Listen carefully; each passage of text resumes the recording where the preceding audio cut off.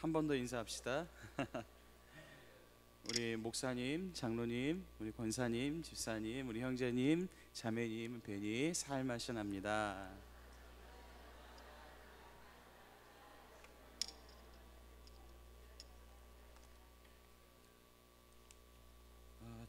저 잠시 올라오기 전에 광고 하나를 받았는데요. 좀 긴급히 말씀 듣기 전에 우리 잠시 한번 좀 기도했으면 좋겠습니다.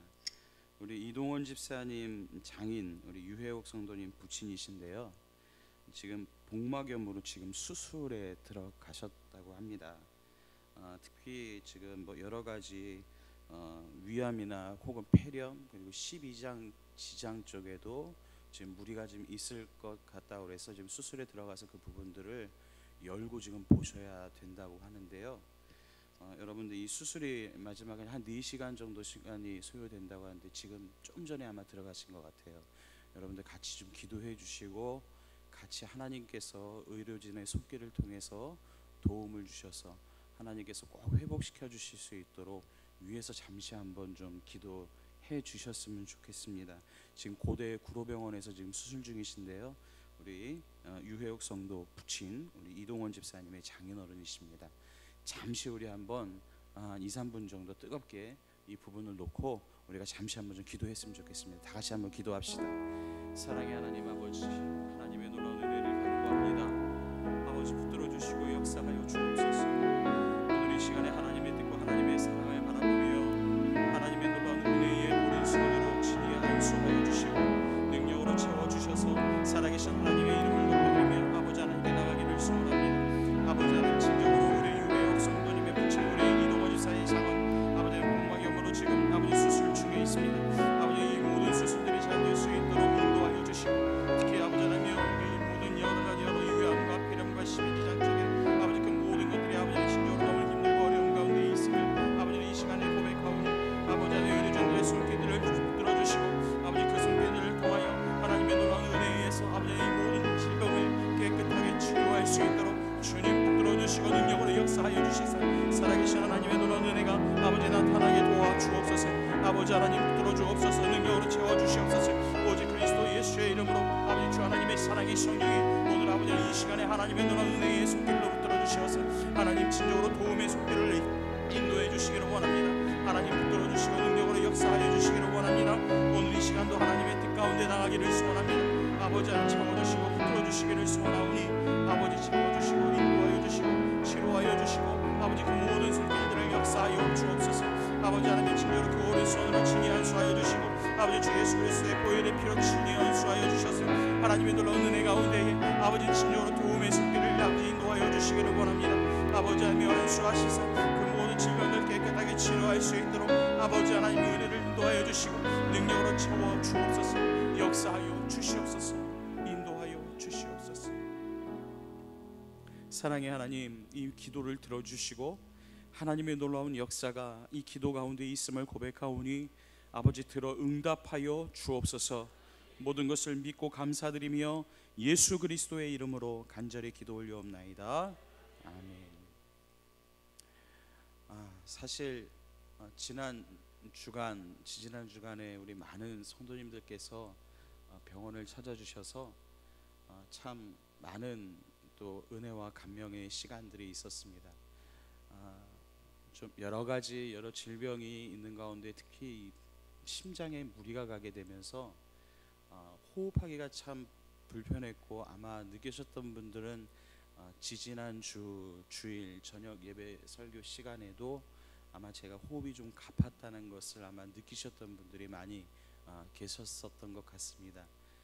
그것이 이제 월요일까지 진행이 됐고 또 아이들하고 이제 마지막 학기를 시작하기 직전에 잠시 아이들하고 어디 좀 다녀오다가 더 이상 제가 이제 견딜 수 있는 힘이 없어서 집에 돌아오면서 목동 이대 목동병원으로 들어가서 바로 응급실로 들어가서 저 좀 살려달라고 그렇게 해서 참 어떻게 보면은 이 골든 타임을 하나님의 은혜 가운데에 잘 맞출 수 있었던 것 같습니다.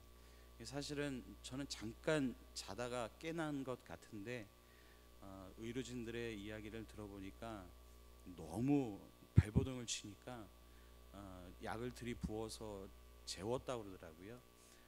그래서 제가 눈을 뜬 게 3월 2일 오후 정도쯤에 눈을 떴고, 그 다음부터 중환자실에서 지난주 토요일까지 있다가, 그러니까 지지난주 토요일이죠.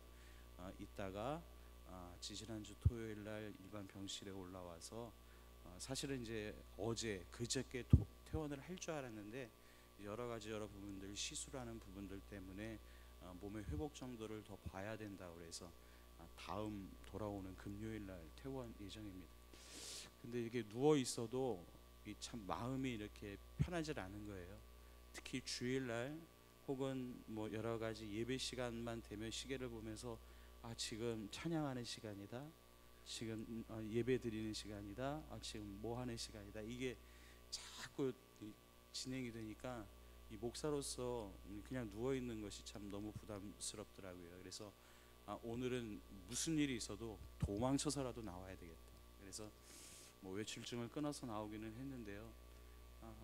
하나님의 크신 은혜가 오늘 예배를 드리면서 하루 종일 하나님이 저에게 인도해 주시는 그 은혜가 무엇이냐면, 하나님이 나를 살려주셨다, 또 하나님이 그 말씀 전하는 일 사명과 또 하나님께서 원하시는 일이 분명히 있겠구나라는 그 뜻을 이렇게 마음속에 새기면서 그 샤론의 꽃 예수, 그 주님을 높여드리며 찬양하는데 한없이 부어주시는 하나님의 은혜가 너무나도 컸던 것을 기억해 봅니다.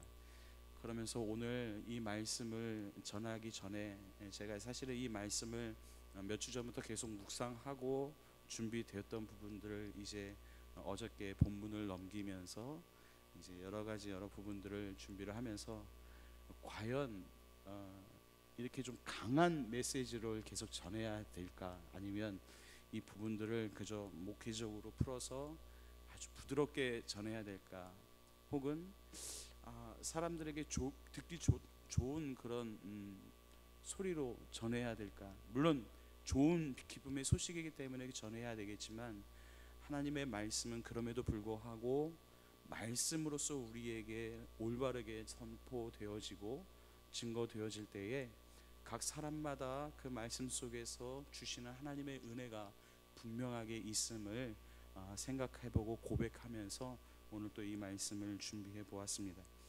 계속 이어지는 마태복음의 강해가 오늘 드디어 이제 7장, 6장을 지지난주에 넘어섰고 오늘 7장 1절부터 5절까지의 말씀을 가지고요, 이중잣대라는 제목으로 잠시 말씀을 나누려고 합니다. 자, 계속 이어지는 마태복음의 말씀입니다. 신앙 성장의 걸림돌, 바로 오늘은 그 세 번째의 시간으로 비판에 대한 내용입니다. 자, 이는 이 대인관계에서의 걸림돌을 이야기하는 것입니다. 자, 비판은요 크게 두 가지의 의미로 사용됩니다.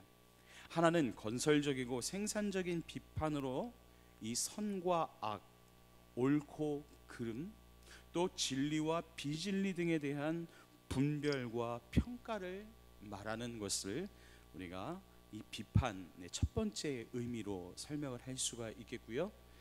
다른 하나는요, 이 파괴적이고 소모적이고 비판으로서의 비난, 비방, 또 험담, 심판, 정죄 등을 말합니다. 예수님께서는요 오늘 이 본문에서 말씀하시는 비판은 오늘 이 두 번째 후자에 얘기했던 이 소모적이고 비판적이고 파괴적인 오늘 이 후자에 해당하는 내용을 말씀하고 있는 내용입니다. 자, 어느 국가나 사회, 또 회사나 단체, 나아가서 교회와 개인까지도 보다 더 나은 미래를 위해서 비판은 반드시 필요합니다. 또 과거에 대한 이 냉엄한 평가와 아울러서 그에 대한 철저한 자기 반성이 없이는 이 건강한 미래를 바라볼 수, 또 꾸밀 수가 없기 때문이지요. 자, 우리는 이것을 일컬어서 건설적인 비판 혹은 생산적인 비판이라고 말합니다. 자, 이 비판에 이와 같은 순기능적인 요소가 있음에도 불구하고요, 또 우리는 그 비판이라는 말에 그다지 좋지 않은 선입견과 감정을 가지고 있습니다. 그런데요, 이는 가부장적인 우리 사회에 그동안 있었던 유교의 문화와 또 권위주의적인 군사 문화의 영향으로 우리 사회가 이 대화 문화에 성숙되어져 있지 않았기 때문입니다. 사실은 이제 오늘날은 그럼에도 불구하고 학교 교육이나 이제 뭐 초중고 대학에서는 이런 부분들이 좀 젊은 세대층 안에서는 그럼에도 불구하고 많이 이제 대화의 어떤 분위기들이 그럼에도 있습니다. 그러나 그럼에도 불구하고 사회 전반적인 분위기는 아직까지도 우리가 서로 대화하는 이 대화 분위기는 좀 성숙되어 있지 않은 모습들을 볼 수 있는 것 같아요. 그래서 나와 다른 것을 용납하지 못합니다. 오히려 그런 모습들을 보면 우리는 화부터 내게 되지요. 마음이 왠지 불편하고 괴롭습니다. 또 나와 다른 것은 모두 이건 틀렸어 라고 틀린 것으로 말합니다. 자, 반면에 오늘 이 파괴적인 비판 혹은 소모적인 비판이라 함은 고작 남의 잘못이나 결점을 책잡아서 흠집이나 내는 것을 일컫는 말이지요. 사람들이 남의 이야기하는 것을 좋아하고 남을 헐뜯는 것을 즐기는 것은 아마도 더 큰 자신의 허물이나 결점을 감추기 위한 수단일 것입니다. 자, 이런 부류의 사람들의 특징 중에 하나는요, 다른 사람이 자신에 대해서 말하는 것에 대해서는 매우 불쾌해하고 또 분노하면서 자신은 정작 남에 대해서 말하는 것을 즐긴다라고 하는 것이죠. 오늘날 우리 주변에서는요, 특히 나라의 지도층 인사들 사이에서도 난무하고 있는 이 무분별하고 무책임한 비난과 정죄하는 모습들을 우리는 매스컴을 통해서 볼 때마다 참으로 답답함을 느낍니다. 혹은 유유상종이라는 말이 있듯이 비난하기를 즐기는 사람들 곁에는 언제나 비난하기를 좋아하는 사람들만 모이는 것도 보게 됩니다. 욕하면서 배우고 욕하면서 물듭니다. 자, 이 비난도요, 습관입니다. 비난이 습관이 되면 인생은 어두워지는 거예요. 불행해집니다. 그런 사람 곁에는 사람이 따르지 않아요. 우리 그리스도인들은요, 시편 기자가 말했던 것처럼 악인들의 꾀를 따르지 않고 죄인들의 길에 서지 않고 오만한 자들의 자리에 앉지 않는 그런 복된 사람이 되어야 한다고 시편 1편 1절에 말씀하고 있습니다. 자, 비판 역시도 이 재물이나 염려와 우리가 그동안 봤던 재물이나 염려와 마찬가지로 타락한 인간의 실존 문제들입니다. 자, 재물을 땅에 쌓는 것이 하나님의 소유를 통해서 안정감을 추구해 보려는 마음에서 비롯된 것이라고 말씀을 드렸지요. 또 염려가 하나님에 대한 불신앙에서 비롯된 것이라고 한다면 오늘 이 비판은 다른 사람들과의 생존 경쟁에서 비롯된 것입니다. 이는 남의 흠이나 약점, 단점이나 잘못을 들춰냄으로써 그 상대는 정죄와 파멸로 이끄는 반면에 나 자신은 상대적으로 반사 이익을 꾀하거나 혹은 자신을 더 의롭게 보이려고 하는 인간의 사악한 의도가 숨겨져 있다는 것입니다. 자, 다른 사람의 잘못된 행동에 대한 반응을 우리는 크게 두 가지로 나누어 볼 수 있습니다. 하나는 비판이고요, 다른 하나는 권면입니다. 자, 권면은 하나님의 성품에서 나오는 사랑의 법이고요, 또 비판은 사단의 성품에서 나온 사람의 인격을 격하시키고 파괴하는 행위입니다. 자, 우리는 다른 사람의 죄악을 미워할 수 있고 그 잘못된 행동에 책임을 지도록 할 수는 있어도 다른 사람의 인격을 미워하거나 판단하거나 비난할 수 있는 자격은 없습니다. 사람에 대한 판단은요, 오직 사람을 지으신 하나님의 권한에 속한 것입니다. 자, 우리는 때에 따라서 항상 하나님의 위치에 서서 그 사람을 판단합니다. 근데 야고보서 4장에 보니까는요, 뭐라고 얘기하고 있냐면요, 그것을 어리석은 행동이라고 말하고 있습니다. 왜냐하면 사람을 비난하고 비판하고 판단하는 사람은 율법을 비난하고 비방한다라고 얘기하고 있거든요. 그 이야기는 바로 하나님이 지으신 그 사람을 비난하고 비방하는 것은 오히려 하나님 당신이 잘못됐다라고 얘기하는 것과 같다라는 것입니다. 그렇기 때문에 우리의 입법자이며 재판관이며 우리를 판단하실 분은 오직 하나님 한 분밖에 없다는 말씀입니다. 오늘 본문에서 예수님은 비판하지 말아야 할 것을 교훈하시면서 오늘 티끌과 들보라는 소재를 가지고서 말씀하고 계십니다. 자, 이는 과거 아버지 요셉을 따라 목수의 일을 경험해 보신 우리 예수님께서 자신의 생활 속에서 대단히 친근히 대했던 물건을 가지고 지금 그 예를 드십니다. 곧 톱밥, 이것을 티끌이라고 말할 수 있겠죠. 그리고 큰 목재, 이것을 들보라고 말씀하시면서 그것들을 가지고 경미한 결점과 그리고 아주 큰 결점을 은유적으로 표현한 것입니다. 자, 예수님은 이 은유를 통해서요, 자기 자신이 얼마나 비판의 대상이 될 수 되는지를 살피지 아니하고 다른 사람을 비판하는 일에 대해서 오늘 경고하고 있는 말씀입니다. 다시 말해서 자신에게는 큰 결점과 흠이 있음에도 불구하고 관대한 반면에 남에게는 작은 결점과 그 실수까지도 찾아내서 그것을 꼭 지적하고 정죄하는 냉혹한 이 우리들의 이중적인 잣대를 지적하고 있는 것입니다. 자, 성경을 우리 그 원어로 이 캐논이라고 부릅니다. 자, 여러분 캐논이라는 말을 들어보셨을 겁니다. 자, 캐논 어디서 많이 들어보셨습니까? 그렇죠, 카메라죠. 이 카메라를 캐논이라는 명칭으로 불렀는데요, 원래 캐논은요 성경이라는 말입니다. 그러니까 정경이라는 얘기. 우리 성경을 우리가 정경을 66권, 오늘 신구약 39권과 27권 합쳐서 66권을 오늘날 우리가 성경책으로 이게 딱 보잖아요. 그것을 오늘날 정경이라고 부릅니다. 이 정경 이외에 다른 경전들이 있습니다. 그 경전들을 우리는 외경 혹은 위경이라고 부르는데요, 이것을 뭐 아포크리파라고 부릅니다.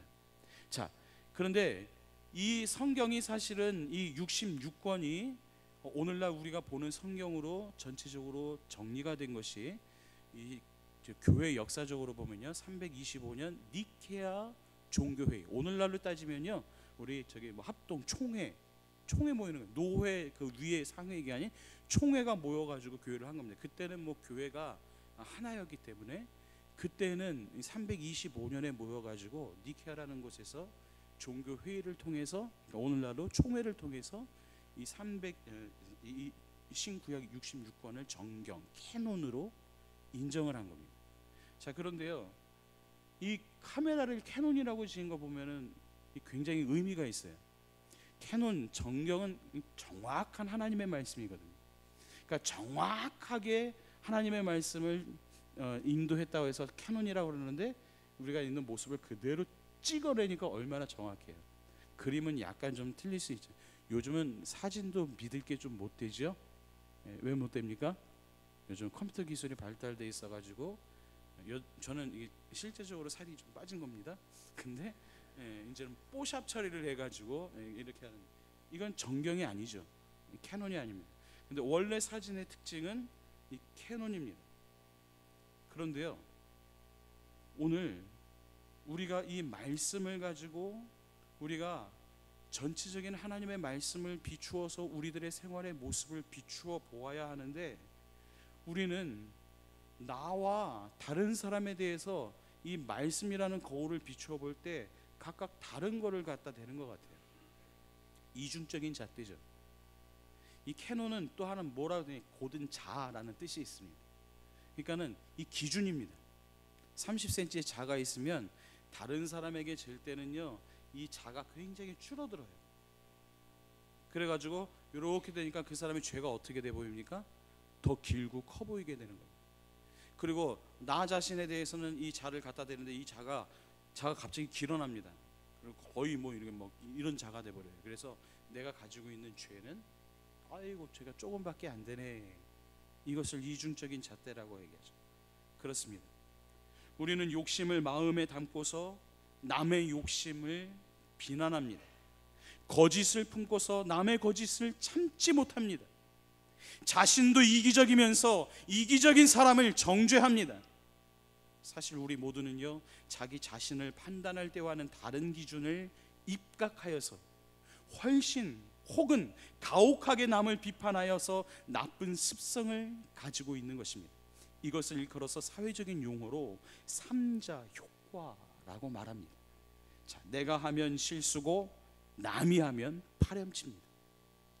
자, 내가 하면 로맨스고 남이 하면 불륜입니다. 내가 하면 스릴이고 남이 하면 과실치사입니다. 내가 하면 투자고 남이 하면 투기입니다. 내가 하면 처세이고 남이 하면 아부예요. 내가 하면 자유고 남이 하면 방종입니다. 내가 하면 소신이고 남이 하면 고집이래요. 내가 하면 흰 거짓말이고 남이 하면 공갈이랍니다. 또 내가 하면 상황윤리이고 남이 하면 절대윤리랍니다. 그리고 내 침은 로얄 젤리고 남의 침은 새우젓이래요. 뭐 이런 표현들이 있죠. 이런 표현들입니다. 자, 이것은요 신앙생활에 있어서도 마찬가지입니다. 내가 하면 관용이고 남이 하면 타협이랍니다. 내가 하면 자유고 남이 하면 불순종이래요. 내가 하면 믿음이고 남이 하면 그것은 미신이라고 정죄하는 것이 또한 우리들의 신앙 모습 속에서도 나타나는 행위입니다. 여러분, 찰스 스윈돌이라고 하는 목사님이 계십니다.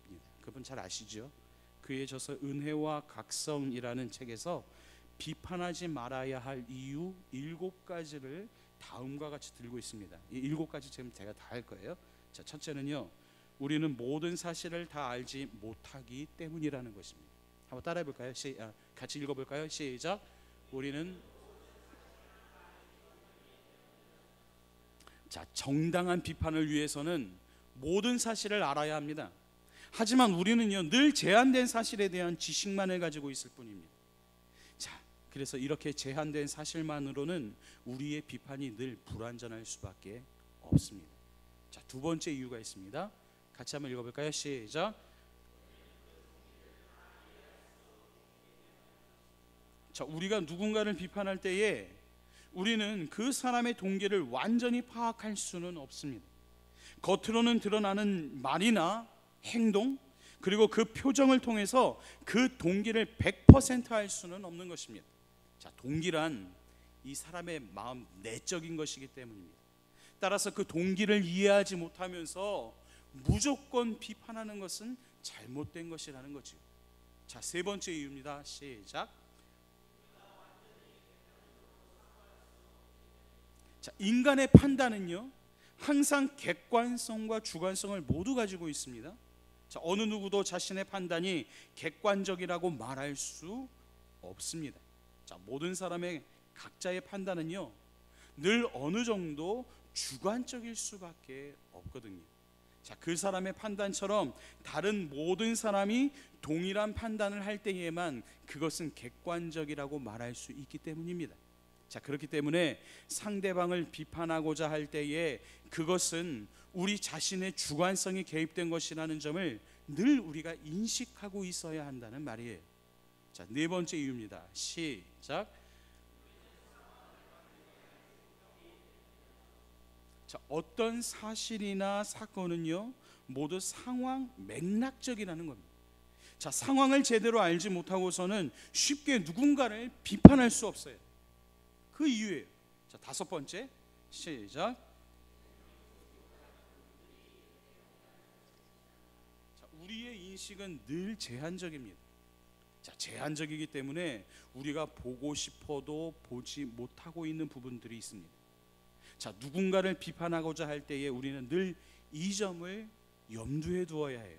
우리가 보지 못하는 부분들이 있다는 것, 그것을 기억해야 합니다. 자, 여섯 번째입니다. 시작.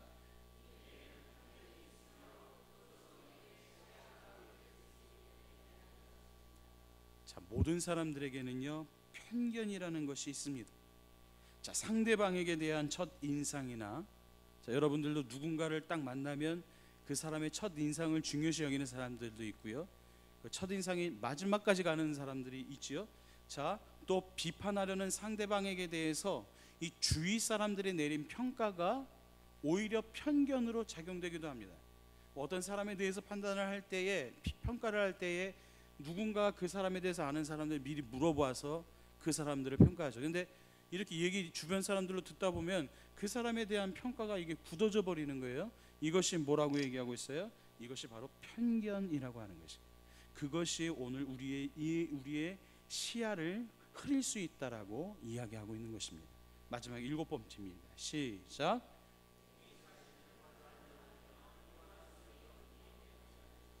자, 우리 모두는요, 이해관계에 있어서 자유롭지 못합니다.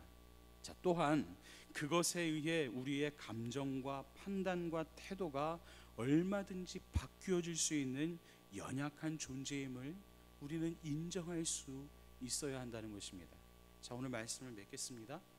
자, 비판하지 말라는 오늘 이 말씀은요, 크게 두 가지, 즉 소극적인 의미와 또 적극적인 의미, 소극적인 의미와 적극적인 의미로 나누어서 생각해 볼 수 있습니다. 그런데요, 오늘 이 소극적인 의미는 비난을 하지 않는 것이고요, 적극적인 의미는 이 칭찬을 하는 것입니다. 자, 여러분, 우리가 금을 캘 때에 금광석 안에서 그 금을 캐내잖아요. 재련해내잖아요. 자, 이 금광석에는 금만 있는 것이 아니라 무엇도 같이 들어있죠. 그 안에 금광석이니까 돌이에요. 돌. 그 돌 안에 금이 같이 섞여 있어요. 자, 사실 이 금광석에는 금이 더 많을까요? 돌이 더 많을까요? 돌이 더 많지요. 그렇습니다. 그런데 광부들은요, 그 속에서 금만을 재련해냅니다. 사람도 마찬가지입니다. 세상에 아무리 훌륭한 사람이라고 해도 오늘 이 금은 강점, 그 사람의 장점이라고 말할 수 있을 겁니다. 이 금만 가지고 있지 않고 세상에 아무리 못된 사람이라고 해도 이 돌, 약점, 단점만 가지고 있는 것은 아니라는 거예요.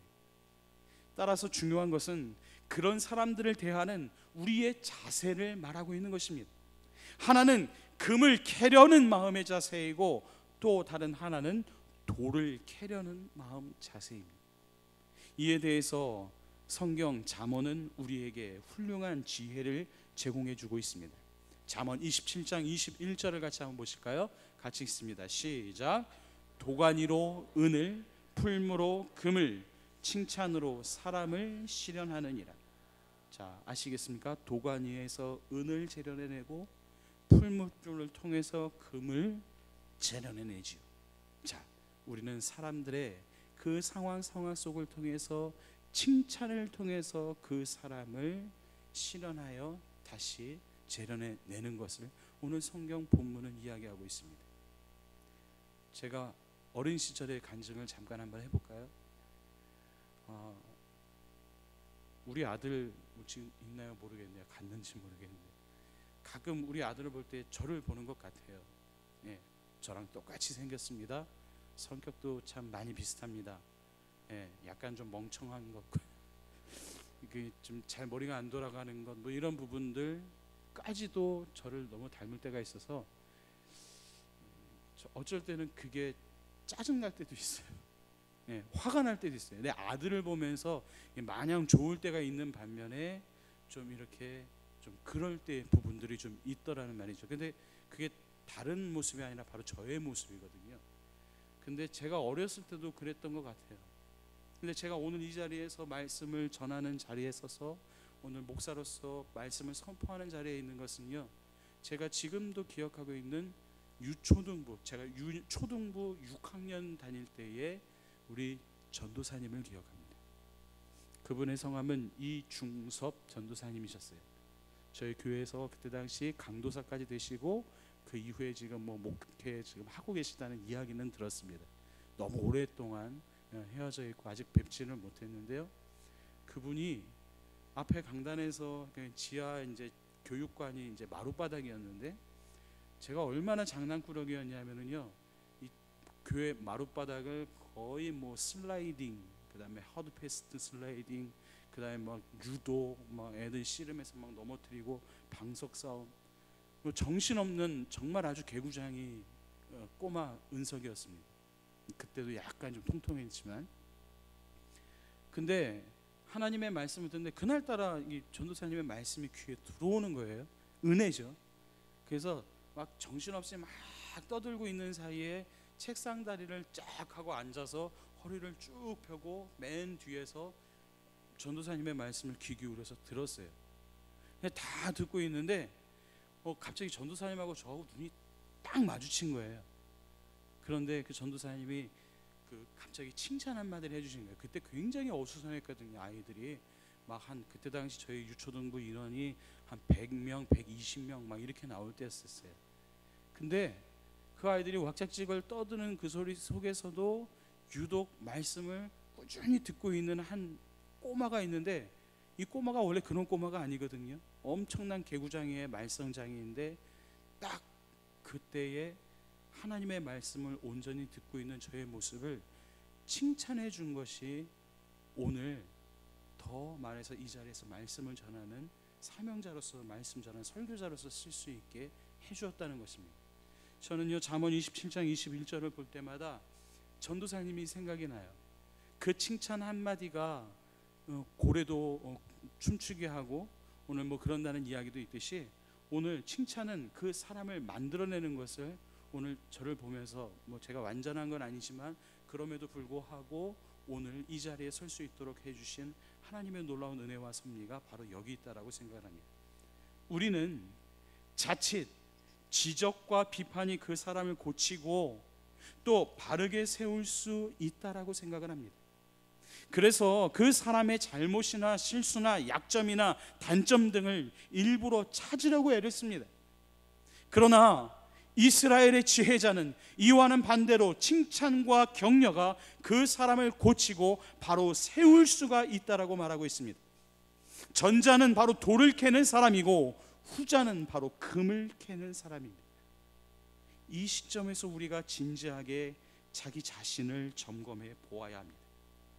나는 다른 사람의 연약함이나 실수를 들추어내서 말하기를 좋아하는 사람인가? 아니면 다른 사람 안에 있는 장점들을 드러내서 인정하고 격려하고 칭찬해 주는 사람인가? 오늘 하나님의 놀라운 은혜의 말씀이 우리의 마음속에, 오늘 이 질문을 항상 우리가 간직하면서 오늘 우리의 신앙의 모습을 되돌아보며 오늘 우리 안에 있는, 또 상대방 안에 있는 금을 바라보고 그 금을 캐낼 수 있는 저와 여러분들이 될 수 있기를 주의 이름으로 축원합니다. 기도하겠습니다.